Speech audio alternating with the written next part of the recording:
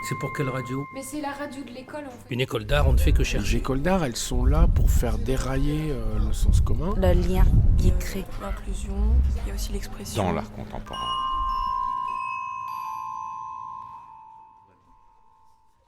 Bonjour à tous, bienvenue dans la première émission live de l'année de Radio ESA. Donc qu'est-ce que c'est Radio ESA? On va le rappeler un petit peu.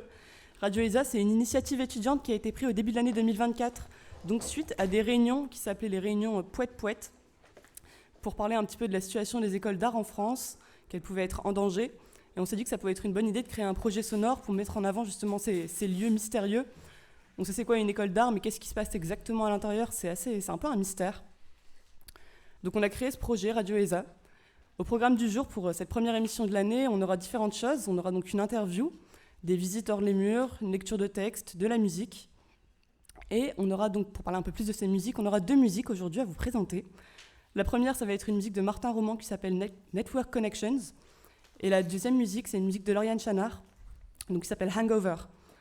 Lauriane et Martin, c'est 2 étudiants de l'école. Et nouvelle année, nouveau concept. Projet sonore, on a décidé d'organiser des concerts avec la radio. Et ce soir, on va écouter donc un mix de ces 2 univers, parce que Lauriane et Martin ont un groupe ensemble qui s'appelle Arsic Millar. Donc on vous invite à venir écouter ce projet musical à 18h15 ici en 36 bis. On a donc une initiative étudiante. En effet, étudiants, étudiantes, malheureusement, il manque 2 étudiantes aujourd'hui. C'est Martina et donc Clotilde.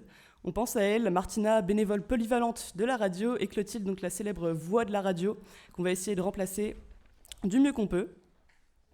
Et finalement, pour créer un petit moment convivial, on vous propose également du café, donc qui est situé au fond de la 36 bis, café à prix libre. Et on a aussi des coloriages, si vous commencez à vous ennuyer pendant cette pause repas, n'hésitez pas. L'intro est terminée, on va continuer avec un point météo. Point météo, aujourd'hui on est à Tourcoing et il pleut. Fin du point météo. On continue directement avec une super interview de Yann. Yann qui est juste ici. Cette interview sera faite donc avec Lauriane, qui est juste à mes côtés. Bonjour Yann, comment tu vas? Bonjour Lauriane, ça va, bonjour Carly. Bonjour Yann. Alors, on voudrait un peu parler de toi, et si on lit la description de l'ESA, on lit régisseur technique et référent à égalité de proximité, mais on se dit que c'est assez peu et qu'au final, on ne sait pas grand-chose de ton travail. Et est-ce que tu peux te présenter un peu plus?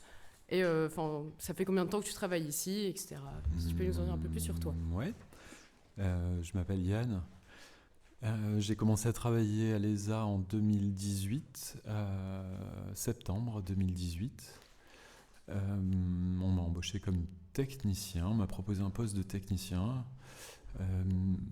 Alors, j'ai deux aspects, en tout cas dans ce qu'on m'avait proposé à l'origine. C'était technicien de maintenance, donc tout ce qui a rapport au bâtiment. Ce que vous me voyez faire un peu au jour le jour, les petites réparations. Et puis de l'autre partie, en fait c'est pour celle-là d'ailleurs que j'ai dit oui, puisque c'est le support aux étudiants de base, qui faisait partie de ma fiche de poste. Et ouais, voilà, c'est le point de départ en fait. Et donc depuis 2018, je fais ça. Est-ce que tu peux nous en dire un peu plus sur ce que c'est être technicien de maintenance et ce que tu apportes aux étudiants, ou même nous parler un petit peu en disant c'est quoi ta journée type à l'école par exemple, ou différentes actions que tu peux être amené à faire? Alors technicien de maintenance, c'est ce que je vous disais, c'est l'entretien des bâtiments, les petites réparations. Ça peut être de l'électricité, ça peut être de la plomberie, ça passe aussi par l'évacuation des déchets, donc vider les poubelles, les sortir, toutes les petites réparations, et puis une partie aussi de chantier. Donc il y a des endroits où avec Fabrice Desmaréco, qui est le responsable technique de l'école, et avec l'évolution des idées de la direction, on a fait des petits chantiers d'aménagement. Donc il y a une petite salle que vous connaissez peut-être en salle dessin, où Marie Lelouch a installé son traceur et des ordinateurs. Donc ça c'est des petites choses comme ça. Le studio Lumière au 2e étage du bâtiment de la direction, qui est une ancienne salle vidéo, qui est maintenant un studio Lumière, qu'on a refait, etc. Il y a plein de petits travaux. Le studio son, qui est pour Sylvain, qui était un petit peu dans un état, comment dire, approximatif.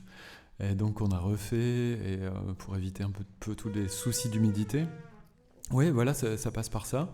Et puis de l'autre côté, en fait, c'était support aux étudiants, c'est d'être présent pour les accompagner dans leur démarche, sans être aucunement rattaché à un atelier spécifique en tout cas. Bon, après j'ai une affinité plus particulière avec le bois, et avec les machines de menuiserie. Donc je pense que ça passait pas mal par là. Donc puis ça, c'est un peu en retrait maintenant, puisque nous avons un technicien spécifique pour le pôle sculpture maintenant. Déjà, merci à toi pour tout ça et pour nous permettre de pouvoir faire nos cours dans les règles de l'art. C'est mon plaisir. Est-ce que tu peux nous en dire un petit peu plus sur ton parcours scolaire? Est-ce que tu as eu aussi... quelle formation tu as eu et ton passé aussi, si tu as eu d'autres? Ouais. Oui, bien sûr, je peux en parler. Donc j'ai aucune formation, je suis purement autodidacte pour ça, puisque après j'ai fait une formation à l'université de Lille 3. Donc j'ai fait un DUC d'histoire, puis j'ai enchaîné sur un DUST, métier du livre et de la documentation, pour devenir bibliothécaire, ce qui m'a semblé ensuite profondément ennuyeux. Donc je suis reparti sur autre chose. Donc j'ai fait une licence pluridisciplinaire pour éventuellement aller vers l'enseignement. Et pareil, j'ai trouvé ça un petit peu ennuyeux. C'est toujours Ça consiste en quoi exactement une licence pluridisciplinaire? Alors la licence pluridisciplinaire, je crois qu'elle n'existe plus, ou alors elle a été recréée sous un autre nom. En fait, c'était la première année qu'elle existait. Et en fait, c'était un cours de chaque UFR dans l'université. C'est-à-dire que j'avais des maths, de la philo, de l'histoire, de l'anglais, de la géographie. Enfin, on se baladait un petit peu dans tous les bâtiments et c'était vraiment très intéressant. Donc j'ai eu la chance de rencontrer des enseignants vraiment passionnants et pédagogues. Et ça a fait toute la différence. Et au final, donc, je suis tombé sur un enseignant en histoire qui était mon choix donc, après mon baccalauréat, d'intégrer donc une licence d'histoire. Et je suis tombé sur un enseignant d'égyptologie. Et là, je me suis dit, waouh, ça me botte vraiment. C'était et la personne, et puis l'univers de l'égypto. Hein. Et lui était plus spécifiquement archéologue. C'est le professeur Géus, qui est décédé maintenant, mais qui était un homme vraiment passionnant. Et voilà, j'ai replongé sur une licence d'histoire, et puis une maîtrise. Et puis là, je me suis arrêté parce que je suis un peu plus âgé que vous, en moyenne. Et j'étais dans les derniers à devoir faire mon service militaire. Mais j'avais pas envie de le faire. Hein. Et donc, j'ai fait une objection de conscience. Ce qu'on appelle une objection de conscience, c'est-à-dire qu'on refuse de porter les armes et en échange, on s'engage à faire 24 mois de service au lieu de faire 12 mois de service. Et donc j'ai fait mon service dans une association qui, dont le but était de promouvoir en fait la pratique des musiques actuelles et de musique de manière générale, c'est-à-dire qu'il y avait une partie musique actuelle, mais il y avait aussi une partie musique. Il y avait une maîtrise boréale, c'est un chœur d'enfant. Hein, et donc, il y avait tout un accompagnement qui se faisait. Il y avait des tremplins également. J'ai connu quelques groupes qui étaient très, très sympas par ce biais pendant 24 mois. Ouais, puis voilà. Puis après ces 24 mois, je vous passe les détails. J'imagine qu'il a dû se passer beaucoup de choses entre deux, mais qu'est-ce que tu as fait dans ce cas-là juste avant d'arriver à l'école? L'école? Les 10 dernières années, par exemple, avant d'arriver à l'école? Alors, les 10 dernières années, en fait, ça correspond à la période où je me suis réinstallé à Roubaix. Et j'ai rencontré, en fait, alors que je me souvienne, alors c'était des ateliers parents-enfants, parce que j'ai deux grands-enfants maintenant. qui ont 23 et 18 ans. Et en fait, on faisait des ateliers parents-enfants. Et ça se trouvait dans une association qui s'appelle Le Camion. Ok. Donc je ne sais pas si vous connaissez un petit peu, c'est dans le quartier de l'Alma à Roubaix. C'est une association qui est complètement fantastique, c'est un lieu très ouvert. Et là, pour le coup, c'est promouvoir la pratique des arts plastiques sous toutes ses formes, sans aucune espèce de... comment je vais appeler ça, d'élitisme bourgeois. Et donc il y a des cours de dessin, de gravure, il y avait du théâtre, il y avait du chant, il y avait de la céramique. Voilà, et j'ai rencontré donc Arila Daquin et Nicolas Daquin. Et en fait, on s'est bien entendu et donc j'ai enchaîné sur une petite dizaine d'années au sein de cette association. À faire un peu tout. C'est une association, donc il n'y a pas de cloisonnement en fait. On fait tous quelque chose et ça peut être la même chose à tout moment. Et est-ce que du coup c'est un peu ça qui a fait que tu t'es retrouvé dans des écoles d'art derrière? Est-ce que ça a directement accroché avec toi, cette espèce de discipline artistique? Alors je pense que j'ai des affinités avec cet espace, cette sphère. Et le fait est que le Camion, c'est une petite association qui a des difficultés, je pense que vous le savez toutes et tous. Financer la culture, c'est toujours quelque chose de très compliqué. Et donc l'association étant ce qu'elle est, il y avait toujours cette incertitude des financements, des subventions. Le plaisir était toujours là. Et donc je faisais également à ce moment-là des ateliers avec des jeunes d'école. Alors j'ai fait un peu d'école maternelle, puis un peu de primaire, et puis des plus grands pour là c'était de la gravure, hein, des ateliers de gravure, parce que j'ai eu la chance de découvrir la gravure grâce au Camion. Et une personne que je remercie aussi, c'est Dodi. Alors vous allez me dire, oui, elle est décédée aussi, mais elle était fantastique. C'est une personne incroyable. Je crois, en tout cas dans le nord de la France, c'est une des premières femmes à avoir pu intégrer un cursus d'art. Donc elle est décédée à 93 ans, donc vous imaginez à quel moment ça remonte. C'était encore très très compliqué pour les femmes toute la période d'après-guerre pour tout ce qui est école d'art. Voilà, c'est elle qui m'a appris la gravure. Donc je faisais de la gravure avec des mômes d'un peu tous les âges. Mais alors l'incertitude aussi justement d'avoir tout le temps un poste ou de ne pas avoir de poste, mais je me suis dit, quand j'ai vu passer l'offre de l'ESA, oui, pourquoi pas, parce que l'intérêt c'est quand même vous. Je pense, de la même manière que les enfants au Camion. Vous n'êtes plus des enfants, évidemment, mais le rapport est toujours un peu le même. Et je pense que j'ai aussi cette appétence pour ce lien, en fait. Tu nous parles de pédagogie, de Ouais. rapport aux élèves, et du coup, toi-même, tu as une pratique artistique, c'est ça? C'est intéressant aussi, justement, de connaître ce dont tu parles. Si tu dis que tu as fait de la gravure, tu as peut-être fait d'autres choses pour justement mieux Ouais. comprendre le travail des étudiants, c'est aussi ça. Ouais. Quand je parlais de l'association, alors à l'époque, quand j'ai fait mon objection de conscience, l'association s'appelait Domaine Musique. Et j'ai une formation musicale. Et donc, ça m'a suivi tout le temps aussi dans des associations de musique et de la pratique de groupes amateurs.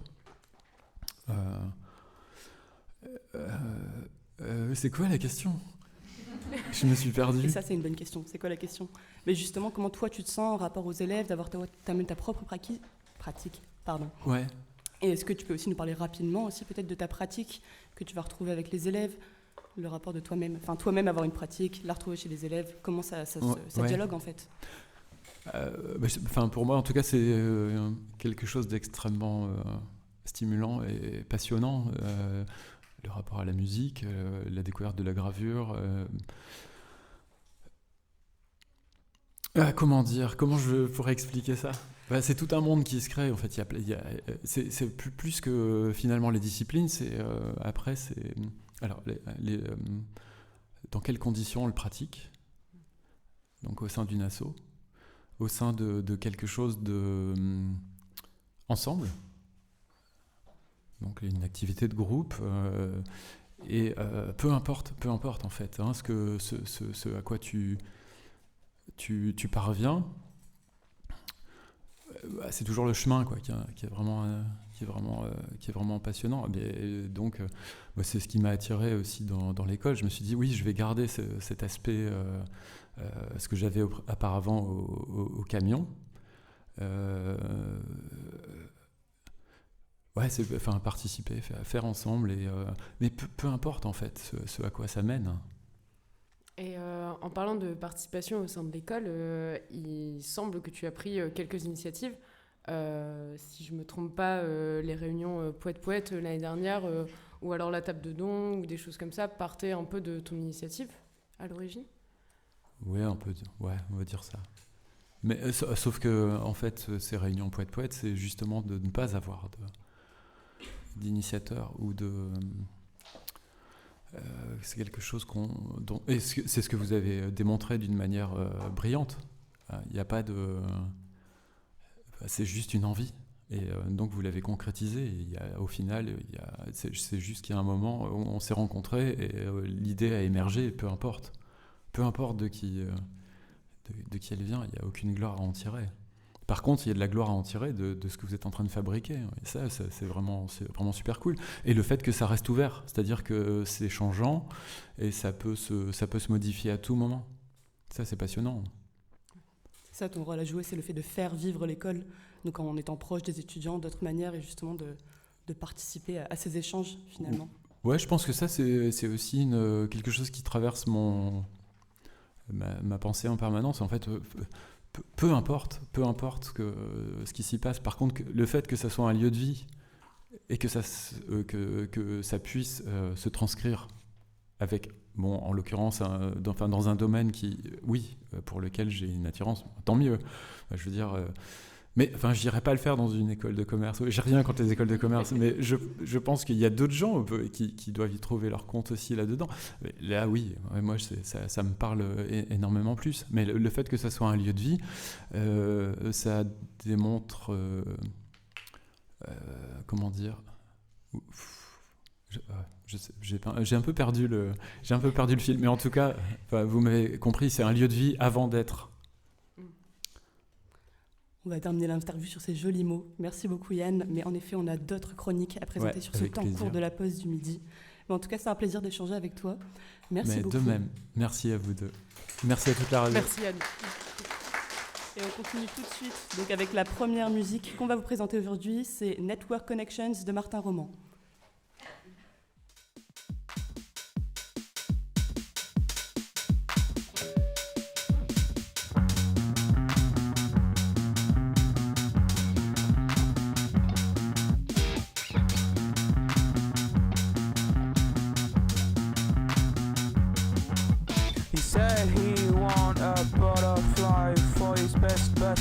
Best week. He said he won the mother fly for his best week.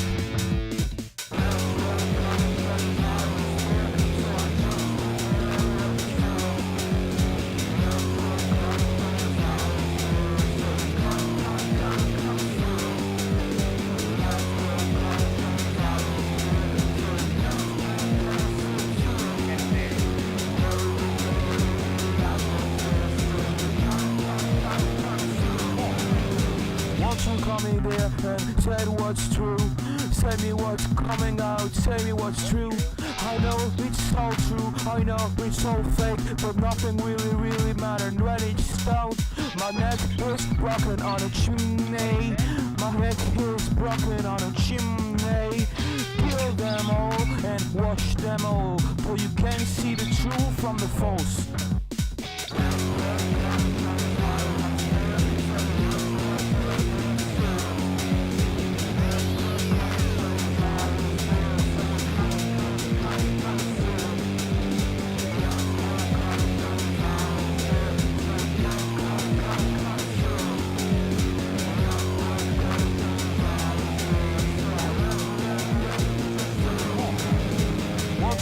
me there and said what's true.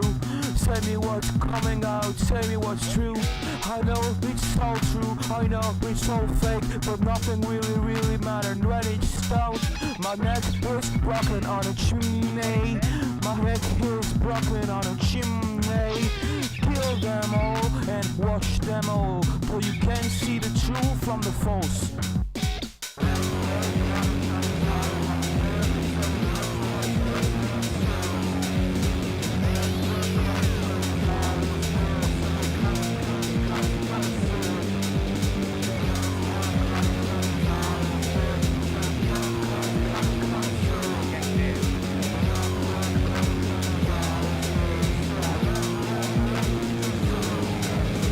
Show me more and show me more. Show me more and show me more. Show me more and show me more. Show me more and show me more. I paid for 100,000 pictures on my phone, so I want it. You give me the fucking pictures. I want videos. I want pictures. I want know everything about the world. I want to know everything about myself. Just because of you. Yeah, I know you. Yeah, don't try to make me talk my.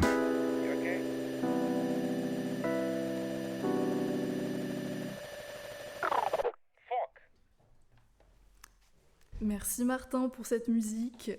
Passons maintenant à un nouveau concept, car vous l'aurez compris, nouvelle rentrée, nouveau concept. Et cette année, on veut vous faire participer.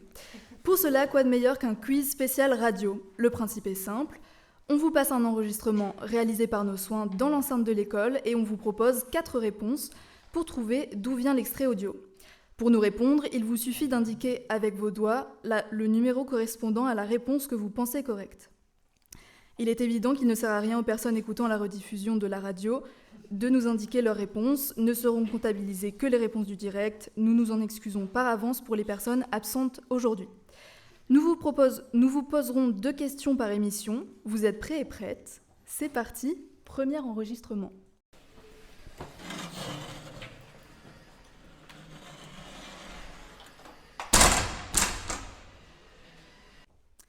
Cette porte qui se claque, est-elle ? Réponse numéro 1. La porte de l'entresol, cet espace de travail réservé aux étudiants et étudiantes, que l'on pourrait aussi appeler la porte du paradis, finalement. Et qui a d'ailleurs inspiré le nom du groupe mythique The Doors lorsque Jim Morrison était étudiant à l'ESA. N'oubliez pas, Radio ESA, toujours premier sur l'info. Réponse numéro 2. S'agit-il du son produit par la porte qui se trouve au bout de l'escalier en colimaçon, celle que l'on regrette d'avoir claquée en se rappelant qu'elle ne s'ouvre pas de l'extérieur et que l'on doit de ce fait traverser l'intégralité de l'école pour regagner la salle impression, alors que l'on vient déjà de passer 30 minutes à réussir à utiliser le scan, puisqu'on avait oublié de retirer la protection. Je pense qu'ils ont compris. Ah, ok. Ou est-ce que c'était la réponse numéro 3 ? Le son de la porte d'entrée du bâtiment A, celle que l'on n'entend plus, elle qui rythme nos journées. Clac, on entre en cours, clac, la journée est finie. Ou dernière proposition, la numéro 4, était-ce la porte de la révolution artistique que l'on claque avec rage, nous, étudiants et étudiantes en art, en pensant et créant des projets qui, dès l'obtention de notre DNA ou de notre DNSEP, s'attaquent à révolutionner le monde de l'art contemporain. Nous attendons vos réponses, à vos mains, prêts, partez. Ok, on est en train de comptabiliser. C'est Mimosa qui est l'assistante du quiz radio, qui compte. C'est le 3 qui ressort. Ok. Bravo. Pardon. Vous êtes doués, je dois dire. Je suis assez impressionnée. Bravo. Comme quoi, on peut être en école d'art et avoir un minimum de jugeote. Nous verrons tout à l'heure, lors de la prochaine question, si ça n'était pas un coup de chance. Merci et à très vite. Tout de suite, une visite du Fresnois par Nathan et Clotilde.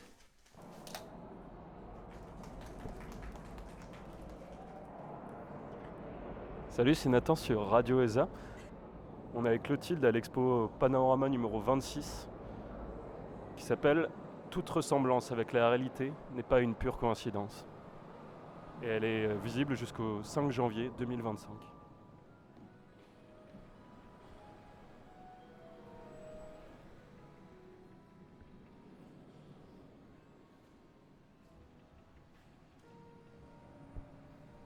Donc là, on est entre 2 écrans qui sont face à face. Et on entend le bruit de la mer. Et on est comme entre sous et sur la mer. on sait pas trop de quel côté regarder. Ça nous oblige à faire comme un balancement, de tourner entre les deux.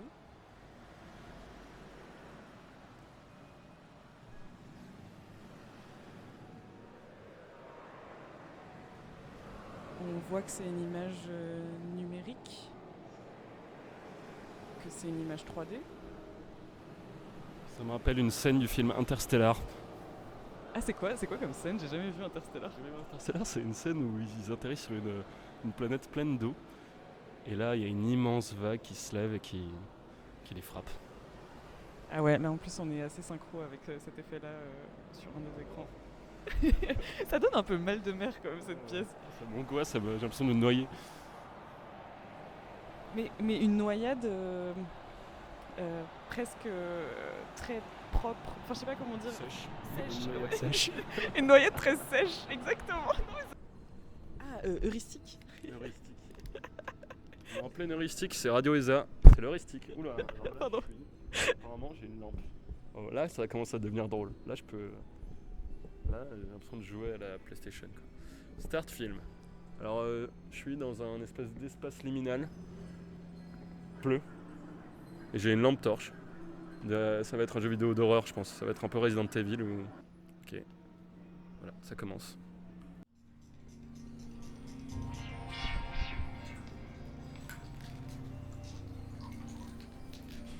Transporter l'hémoglobine et trouver la sortie. Un peu l'histoire de la vie, quoi, non? On voit un point lumineux comme une lune. J'entends des bruits de train, de gare.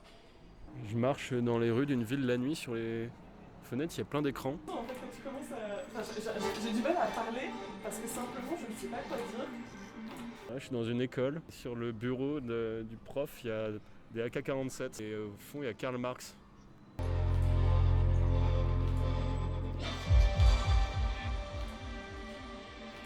Je vois des halos bleus dans une forêt, mais une forêt sans sol. Et là, je suis dans un supermarché et devant moi, il y a des dindes. Et alors, toi, tu es quoi? Moi, je suis une espèce de petite araignée à 4 pattes avec une énorme tête. On a l'impression d'être submergé, mais submergé de rien, quoi. Je précise pour les auditeurs qu'on est sobre. Non, c'est pas la sortie. Ça avait l'air d'être la sortie, hein. Pourquoi tu dis que c'est pas la sortie? Parce que t'arrives pas à y aller?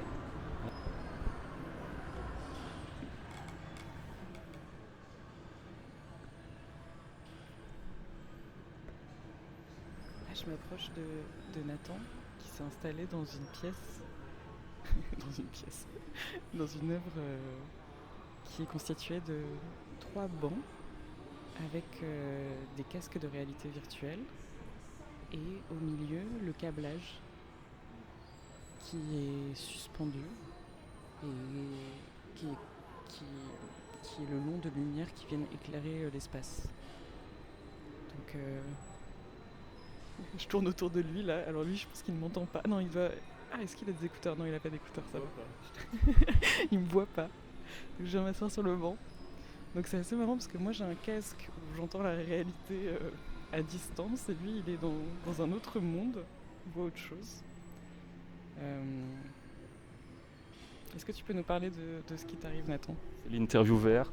Alors là, je suis dans un autre monde, c'est-à-dire je suis devant un feu de bois. Et au-dessus de moi, il y a le ciel étoilé.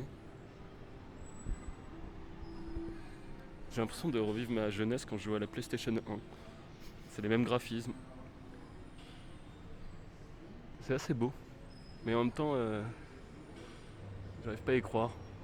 Enfin, dans le ciel étoilé, il y a des espèces de longues files d'étoiles qui vont très vite. Puis une espèce d'ombre d'arbres. Pardon, monsieur, vous voulez dire quelque chose? Et alors, vous appelez comment? Et moi, c'est Emmanuel. Je suis aussi artiste. Oh. Et j'expose souvent au Frénois, C'est vrai? mais à leur insu. C'est vrai? Bah oui, bien sûr. Non mais ça, il faut que vous nous racontiez, c'est trop bien. En fait, je fais ça depuis 2001 à peu près, depuis au moment où je suis rentré. Comme j'ai un parcours un peu atypique, moi j'ai pas fait d'école, mais j'ai toujours fréquenté les gens qui ont fait les écoles. Donc finalement, je suis un étudiant parallèle. Et les seuls moyens que j'ai d'exposer, c'est en m'imposant quelque part. Parce que si je fais de la demande, en fait, en général, je me fais jeter. On me considère plutôt comme un technicien et pas comme un artiste. Donc c'est pour ça qu'en fait, j'ai un parcours un peu parallèle. Et puis je continue comme ça depuis tout le temps. On ne dira pas, hein, mais vous avez exposé ici? Ah oui, j'expose encore là. Je vous montrerai tout à l'heure. Ah mais avec plaisir, oui, il faut absolument. En fait, là, c'est avec la complicité de l'artiste professeur invité. Parce que évidemment, par moment, je peux aussi trouver des complicités avec des gens qui sont d'accord. Et ça vient plutôt nourrir le propos. Hein. J'accroche pas quelque chose. En fait, si je le dis pas, personne ne le sait. Hein. Personne ne se rend compte. Et tout le monde croit que ça fait partie de la production de l'artiste. Ah ouais, mais montrez-nous grave. On va aller à l'étage. On va à l'étage, trop bien. Vous pouvez couper un peu si vous voulez. Parce Bien que sûr. Donc en fait, on est sur une pièce de Verena Paravel, pardon. Et elle est artiste professeur invité ici, donc vous connaissez un peu le principe des artistes professeurs invités au Fresnoy. Donc elle accompagne des étudiants sur leurs projets, puis en même temps, elle fait une proposition, et ils travaillent tous ensemble en fait. Et donc là en fait, c'est un travail autour de la psychanalyse, parce que c'est sa propre psychanalyse qu'elle met en scène, puisqu'elle devait avoir un psychanalyste, et puis après en fait elle ne pouvait plus le voir, et ça se faisait que par téléphone, et elle se mettait à dessiner, elle ne savait pas dessiner, ni peindre, ni faire de collage, en même temps que ces séances téléphoniques. Et donc ça a donné tout ce produit-là. Et comme son psychanalyste c'était un lacanien, elle a voulu faire un documentaire sur lui, qui a refusé. Et elle s'est dit, en fait, s'il refuse, je vais faire autre chose. Et elle fait psychanalyser des gens par un âne. J'ai écouté l'enregistrement, il y avait un garçon qui parlait de la mort de son grand-père, il me semble, et de son exploitation. C'était assez touchant. Moi, Oui. Il racontait qu'il a repris l'exploitation de son grand-père, qui s'est sorti d'une addiction et tout ça. Ça m'a beaucoup touché comme quoi. Sur celui-ci, hein, cette pièce-là, d'accord, ok. Eh ben oui, tout à fait. Et j'ai fait donc cette petite, c'est celle-là. Ça c'est qu'un élément, parce qu'à l'époque c'était vraiment une grosse installation. J'ai toute une communication avec elle où on échange par rapport à ça. Parce que moi, étant présent, ça me permet d'être toujours à observer ce qui se passe dans l'espace. Donc je peux voir les visites guidées, les médiateurs qui parlent de la pièce. Mais évidemment, ils ne parlent pas de cette pièce-là parce qu'en fait, ils pensent que c'est elle qui l'a fait. Et alors, vous l'avez ajouté après le vernissage ? Tout à fait. Pourquoi ? Parce qu'elle m'avait donné son accord en plus. Et puis à ce moment, j'aurais voulu le faire avant, puis j'ai pas eu. Des fois, je me suis dit, qu'est-ce que je fais ? Je le fais pas, j'hésite. Et puis j'avais oublié de le prendre, parce que j'étais dans le montage en même temps. Donc une fois qu'elle m'a donné l'accord, j'ai dit, bon ok, il faut que je le mette. Maintenant, c'est tout de suite. Ça a été fait.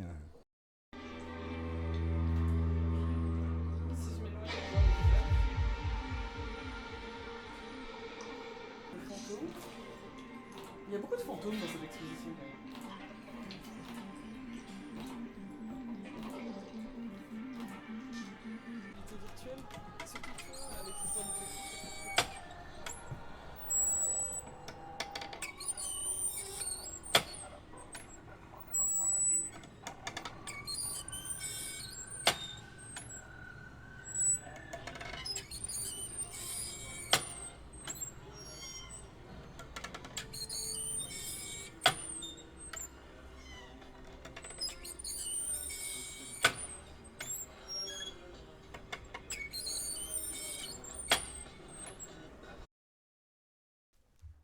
Alors on vient d'écouter Clotilde et Nathan qui nous ont fait une visite sonore au Fresnoy pour l'exposition Panorama numéro 26. Et tout de suite, je vous laisse avec Marie Bartkowiak qui va nous faire une lecture photographique de l'exposition Alors on danse au Centre régional de la photographie. Merci Carly.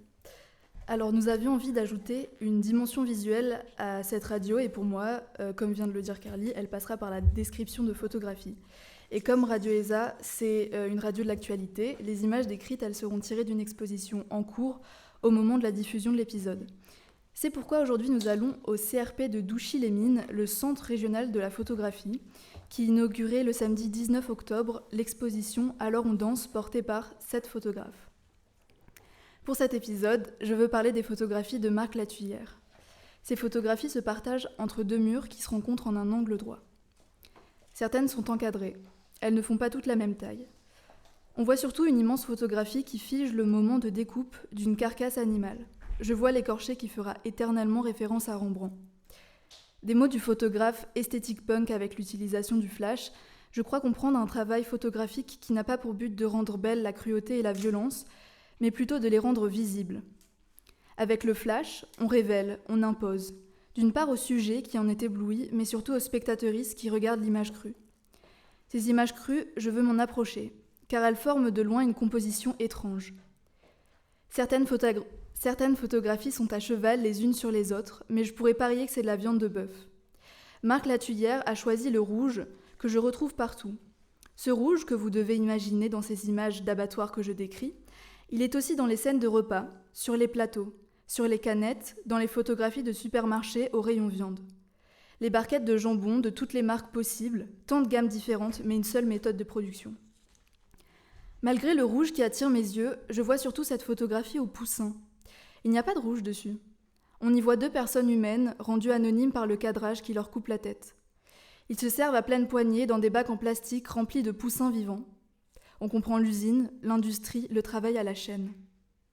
Ils envoient des poussins dans des machines broyeuses, le tout vêtu d'un t-shirt blanc qui ne le restera pas longtemps. Je reconnais un peu ces 2 personnes dans les poussins. La couleur des ongles humains est la même que la couleur des becs des poussins. La main qui empoigne les poussins ressemble à une main palmée. La main écartée qui va saisir les prochains ressemble à une main palmée. Ils sont là comme de gros poussins en t-shirt blanc. La photographie, c'est un instant, mais on devine ici celui d'après. Il nous est suggéré. Marc Latuyère nous montre la vie de ces animaux et nous voyons leur mort. Bon, après cette description un peu maussade, nous espérons vous redonner un peu de joie de vivre avec la prochaine chronique qui est un enregistrement musical mêlé à des interviews lors d'une soirée au Circus de Lille un dimanche soir. Rendez-vous hebdomadaire de leur open mic.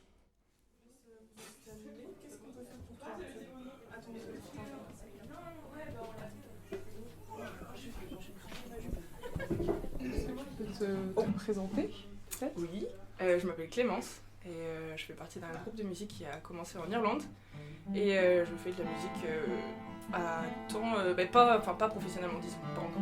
J'ai essayé de trouver un endroit où on pouvait jouer de la musique originale ou pas originale, des reprises qui pourraient globalement offrir une scène à des gens qui sont pas encore professionnels. Parce que je trouve qu'il y a tout un pas à franchir entre jouer chez soi devant des amis et se produire sur une scène où tu joues 45 minutes avec un groupe. Et j'ai rencontré Carter qui cherchait à démarrer son activité et je lui ai dit si t'es dispo, moi j'aimerais faire un open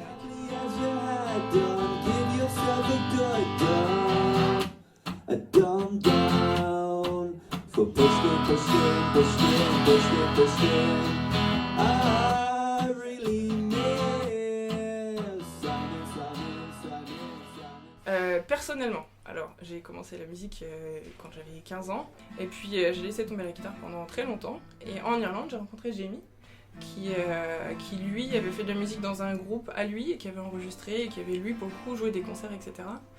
Et il m'a montré sa musique qui était un peu comme ça sur le côté et qu'il avait presque abandonné et je me suis dit non, va falloir faire quelque chose avec ça parce que il a du talent pour créer.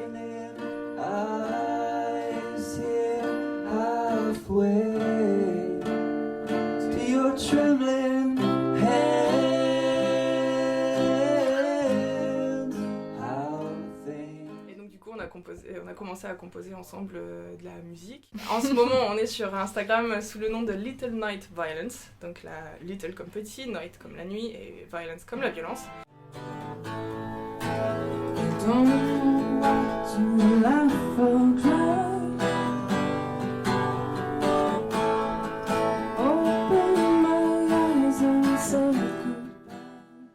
Je m'appelle Julia, j'ai 28 ans, je suis aux Beaux-Arts, j'ai repris des études.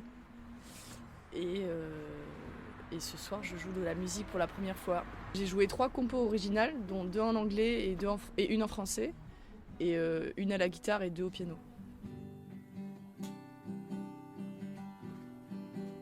Au fur et à mesure, je tremblais moins. C'est pas mal. Et j'ouvrais plus la bouche, comme me dit ma prof de chant. Et en vrai, il n'y a pas trop de monde, donc je pense que finalement, ça me va mieux que de faire un truc où il y a plein de gens et où il y a... Parce que du coup, je suis déjà venue une fois et il y avait plein de gens trop stylés qui faisaient des trucs ouf. Et là, on est plus en petite communauté, du coup, ça me va bien. Les gens sont quand même très stylés, mais il y a moins de gens.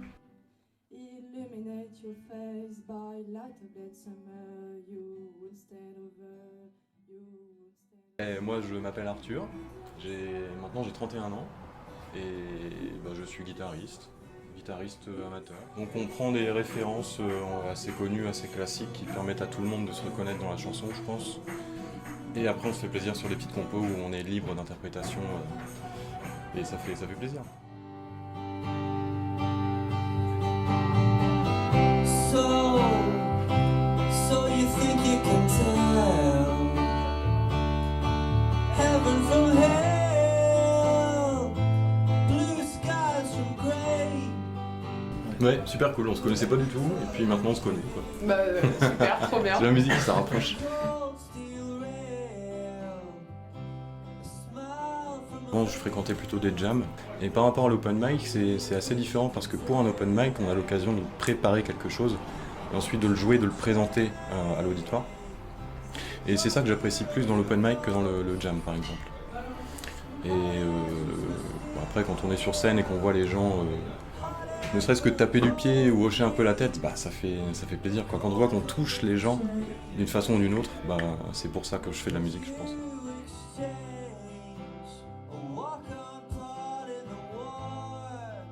Okay, yeah. You want to try to say like a bonjour Yeah, in sure. French? Sure.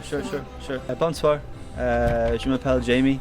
Désolé, je ne sais pas parler français, mais I'm happy to talk to you tonight. I'm from Ireland, and I'm Clemence's friend, and I'm lucky enough to be involved with Clemence's open mic that she started a couple of months ago. We have a little group, and we write songs together. So I sing, and Clemence plays bass. I would say to all up-and-coming young artists, listen to the Brian Jonestown Massacre. They're extremely underrated. And I would say that, listen to the Pixies and the Brian Jonestown Massacre. And I would say that people have always, the last couple of years, reacted positively to my silly little songs. So if you're a young person, 17, 18, 19, if you think you can't play the guitar, just write the songs and just have fun and play them, even if you think they're terrible, because probably people will actually think they're okay. So just enjoy, have fun. Music is life affirming, and have fun with it, yeah.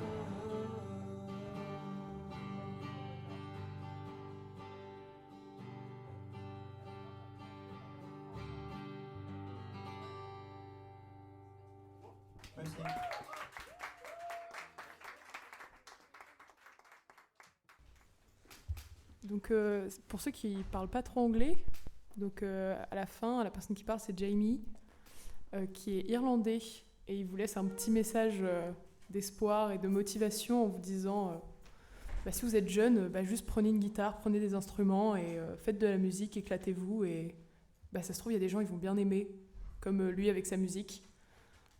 Voilà.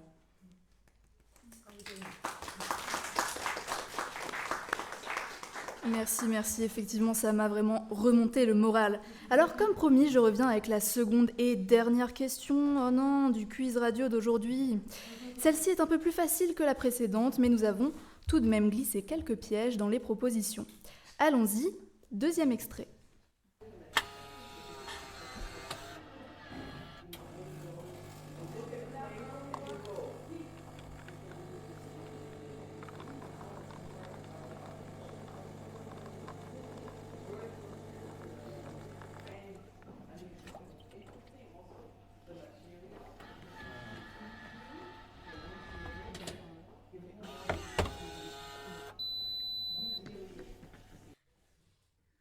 Vient-on d'entendre Réponse numéro 1. Le bruit de la pluie tourquenoise sortant par d'énormes trompes d'eau des gouttières de l'école et qui se jettent avec violence dans les caniveaux publics.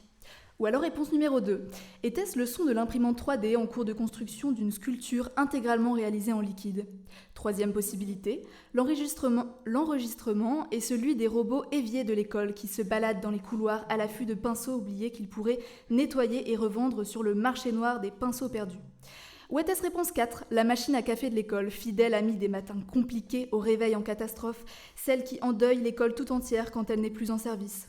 Si vous optez pour cette réponse, merci de préciser s'il s'agit petit A d'un cappuccino noisette, petit B d'un double expresso sans sucre ou petit C d'un potage à la tomate supplément crouton.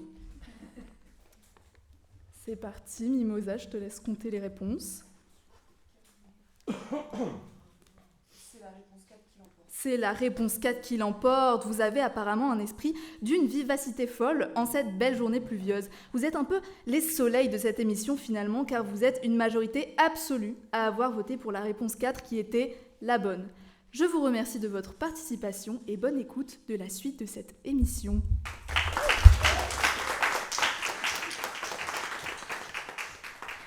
Alors on arrive à la fin de cette émission et c'est l'heure du point culture.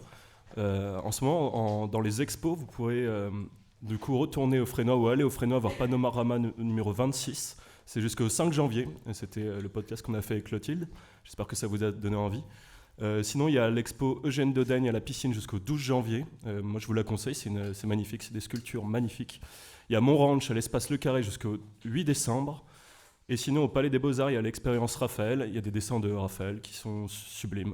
C'est jusqu'au 17 février. Et sinon, en danse, jusqu'au 7 décembre, c'est le festival Forever Young, organisé par le Gymnase. Et en théâtre, il y a le Next Festival, jusqu'au 30 novembre, à la Rose des Vents et au Phoenix. Voilà, et on arrive à la fin de l'émission avec un morceau de Hide in Supplic qui s'intitule Hangover. Je voudrais remercier toute l'équipe de Radio ESA et vous remercier aussi de nous avoir écoutés. Et on se retrouve ce soir avec un concert de Harsik Millar, ici même, à 18h, pardon.